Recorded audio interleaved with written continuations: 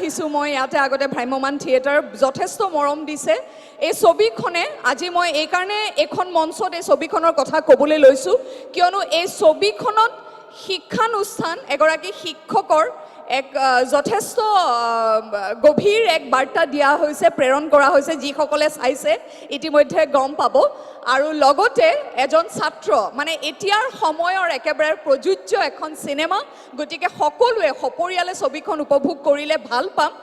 এইকাৰণে ভাল পাম কাৰণ মনোৰঞ্জনৰ লগতে এই ছবিখনৰ জৰিয়তে সমাজলৈ এক বাৰ্তা কেইবাটাও ধুনীয়া ধুনীয়া বাৰ্তা প্ৰেৰণ কৰিবলৈ চেষ্টা কৰা হৈছে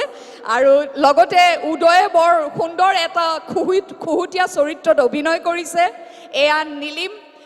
চেতিয়া মৰাণৰ আৰু আছিলে আমাৰ সুদৰ্শন নায়কো আছিলে ঠিক আছে মই অকণমান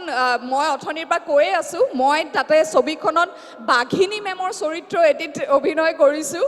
বাঘিনী মেম বুলি মোক ছাত্ৰ ছাত্ৰীয়ে মাতে কাৰণ মই ছবিখনত খুব ষ্ট্ৰিক্ট এগৰাকী শিক্ষয়িত্ৰী গতিকে বাঘিনী মেম বুলি মাতে এতিয়া বাঘিনী মেমৰ কি হয় ছবিখনত বাঘিনী মেমৰো প্ৰেম হয় নেকি নে কি হয় বাঘিনী মেমে কেনেকৈ ছাত্ৰ ছাত্ৰীসকলক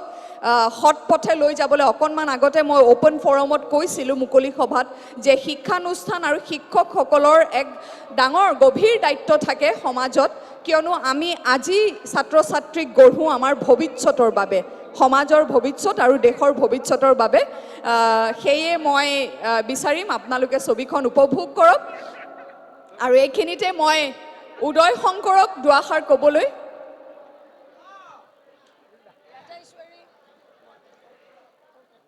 আৰু আমাৰ মাজত আহি উপস্থিত হৈছে ছবিখনৰ